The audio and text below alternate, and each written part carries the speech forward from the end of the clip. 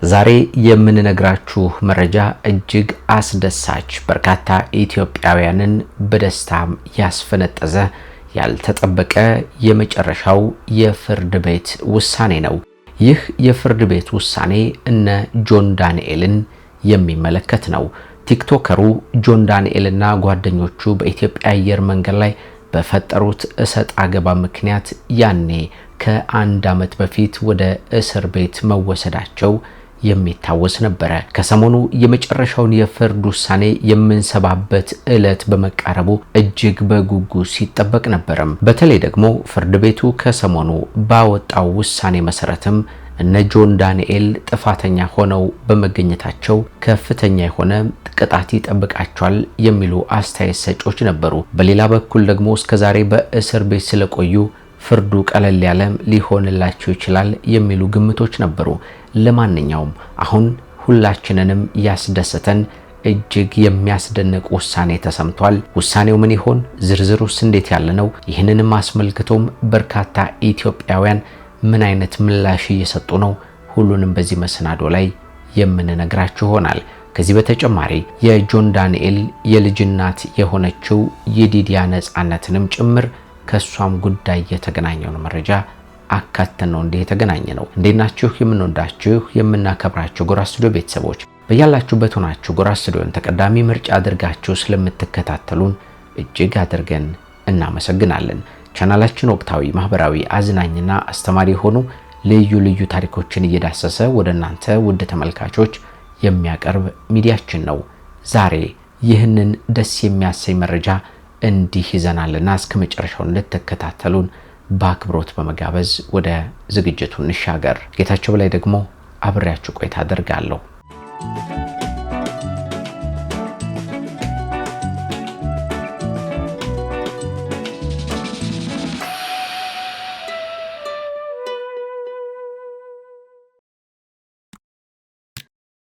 ይህ ሁሉ ውዝግብና ውጥንቅጥ እንዲፈጠር ያደረገው ነሐሴም 2016 ላይ ነበረም። ያኔ የአሸንዳ በዓልን በትግራይ በመቀሌ ከተማ ለማክበር እነ ጆን ዳንኤል ከአዲስ አበባ ከተማ ተነስተው ወደ መቀሌ በኢትዮጵያ አየር መንገድ በኩል ለመሄድ ነበር ዝግጅታቸውን አጠናቀው ወደ አየር ማረፊያ ያቀኑት። አየር ማረፊያው ላይ ሲደርሱ ታዲያም ያልተጠበቀ ነገር ተከሰተም። መቀሌ ሄደው ዝግጅቱን የሚያከብሩበትን ሂደትና በዓሉን በምን አይነት መንገድ አብረው በጋራ እንደሚያሳልፉ በከፍተኛ ጉጉት ውስጥ ነበሩ።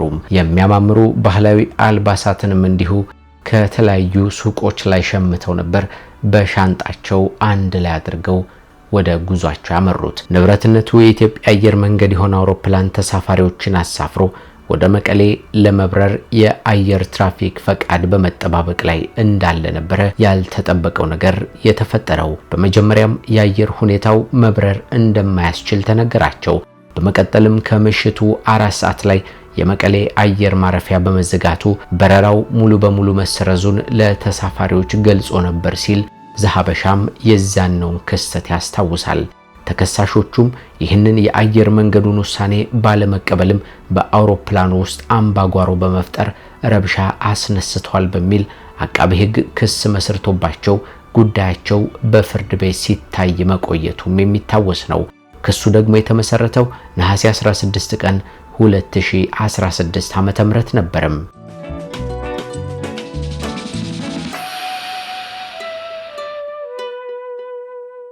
እነ ጆን ዳንኤል ከአውሮፕላኑ ውስጥ ሆነው ቪዲዮችን በመቅረጽ ከአውሮፕላኑ አንወርድም፣ ወደ ፈለግነው መንገድ ቶሎ መድረስ አለብን የሚል ተቃውሞ እያስነሱም ይህም ጉዳይ በኢትዮጵያ አየር መንገድ ላይ ትክክል ያልሆነ ሆኖ በመታየቱ ነው እንግዲህ እነ ጆን ዳንኤል ይህ ሁሉ ነገር የተፈጠረባቸው ማለት ነው። በእርግጥ በወቅቱ ቪዲዮቹ ከወጡ በኋላ በርካታ ኢትዮጵያውያን እንዴት በእንዲህ አይነት መንገድ አየር መንገዱን ለማሳጣት ይሞክራሉ የሚሉ ትችቶችንም ሲያቀርቡባቸው ነበር።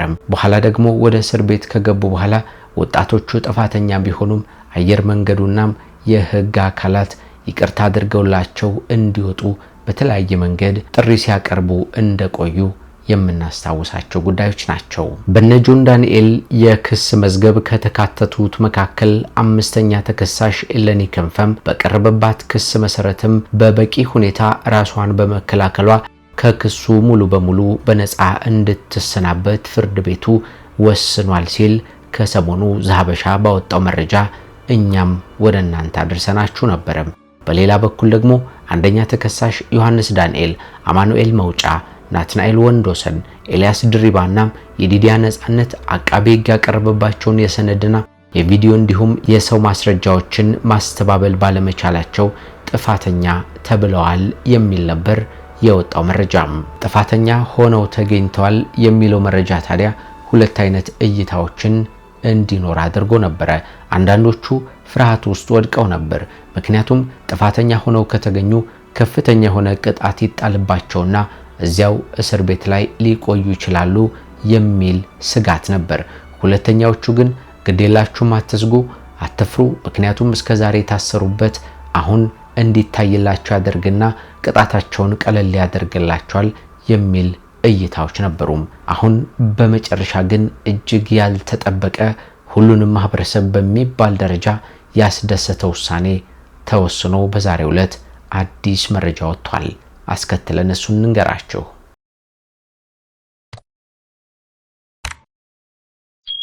የፌዴራል ከፍተኛ ፍርድ ቤት አንደኛ ልዩ ከባድ ወንጀል ችሎት ከኢትዮጵያ አየር መንገድ ደህንነት ጋር ተያይዞ በወንጀል የተከሰሱት እነ ዮሐንስ ዳንኤል ወይም ጆን ዳንኤል በእስራት እንዲቀጡ ወስኖ የታሰሩት በቂ ስለሆነ ከእስር እንዲፈቱ ትዕዛዝ አስተላልፏል ይለናል። እንግዲህ መረጃው ይህን ዜና የሰሙ ኢትዮጵያውያንም ጉዳዩን በደስታ እየተቀባበሉት ይገኛሉ።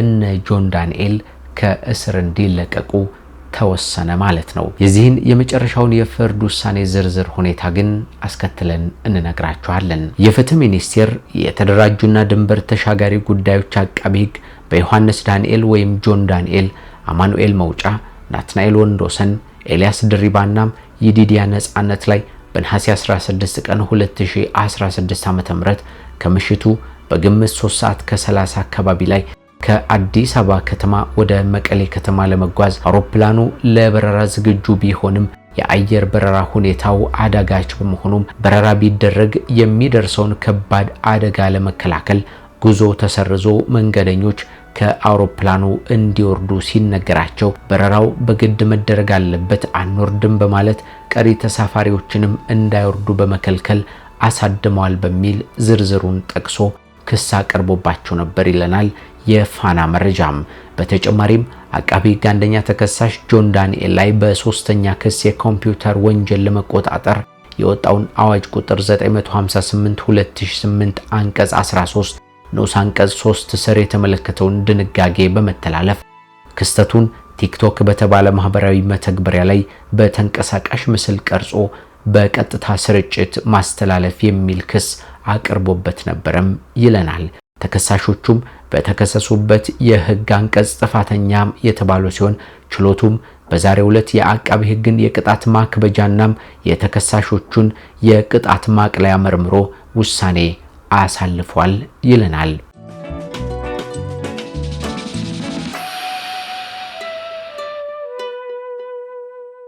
በዚህም ተከሳሾቹ የተከሰሱበት የህግ አንቀጽ ቀላል እስራትን የሚያስከትል በመሆኑ አንደኛ ተከሳሽ ከ1 ዓመት ከ4 ወር፣ ሁለተኛ ተከሳሽ፣ ሶስተኛና ስድስተኛ ተከሳሾች በ8 ወር እንዲሁም አራተኛ ተከሳሽ በ10 ወር እስራት እንዲቀጡ ወስኖ ነበር።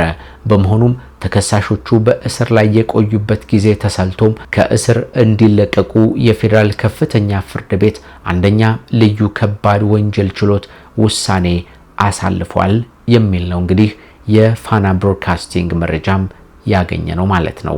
እስከ ዛሬ ድረስ በነበረው በክስ ሂደቱ ላይ ነፍሰ ጡር ሆና በእስር የቆየችው ስድስተኛዋ ተከሳሽ የዲዲያ ነጻነት ከጆን ዳንኤል ያረገዘችውን ልጇን በዚያው በእስር ቤት በነበረችበት ጊዜ ከወለደች በኋላ እንደገና ውጭ ሆና እንድትከታተልና ልጇንም እንድታሳድግ ተፈቅዶላት ወደ ቤቷ ተመልሳ የነበረ ቢሆንም ከሰሞኑ ግን እንደገና ወደ እስር ቤት ሄዳ በዚህ ውሳኔ ላይ ተሳታፊ እንድትሆን በሕግ ተገዳ እንደነበር መረጃዎች ወጥተውም እንደነበር እኛም አጋርተናችሁ ቆይተን ነበርም። አሁን ታዲያ የዲዲያ ነጻነትም ከነ ጆን ዳንኤል ጋር አብራም የምትፈታም የሚሆን ነው ማለት ነው። እነ ጆን ዳንኤል እንኳን ደስ ያላችሁ ብለን በሚዲያችን ስም የተሰማንን ደስታም ልንገልጽ እንፈልጋለን። ይህንን ሁኔታ እስከዛሬ ድረስ ከአንድ ዓመት በላይ በርካታ ኢትዮጵያን ሲከታተሉ የነበሩ ሁሉ እንኳን ደስ ያላችሁ ለማለትም እንፈልጋለን። ለቤተሰቦቻቸው፣ ለወዳጆቻቸው እንዲሁም ለጓደኞቻቸውም ደግሞ እንኳን ደስ ያላችሁ የሚል መልእክት አለን።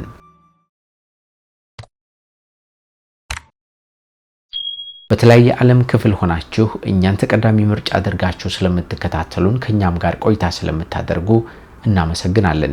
ጎራ ስቱዲዮ ወቅታዊ፣ ማህበራዊ፣ አዝናኝና አስተማሪ የሆኑ ልዩ ልዩ ታሪኮችን እየዳሰሰ ወደ እናንተ ውድ ተመልካቾች የሚያቀርብ ሚዲያችን ነው። በዛሬው ዝግጅታችን በቲክቶክ እና መሰል ማህበራዊ ሚዲያዎች ላይ የሚታወቀው ጆን ዳንኤል እና ሌሎቹ ጓደኞቹ ከአንድ ዓመት በላይ በእስር ካሳለፉ በኋላ በዛሬው ዕለት በተሰጠው ፍርድም ከእስር እንዲለቀቁ የተወሰነበትን ውሳኔ ምክንያት አድርገን ዝርዝር ሁኔታውንም በእንዲህ ያለ መንገድ ወደ እናንተ አቀርበናል። ከዝግጅቱ ቁም ነገር እንዳገኛችሁ ባለሙሉ ተስፋ ነን። ጌታቸው በላይ አብሬያችሁ ቆይታ አድርጌያለሁ። በሚቀጥለው በሌሎች መሰናዶች እንደገና ተመልሰን እስክንገናኝ እስከዚያው መልካም ጊዜ ለሁላችን።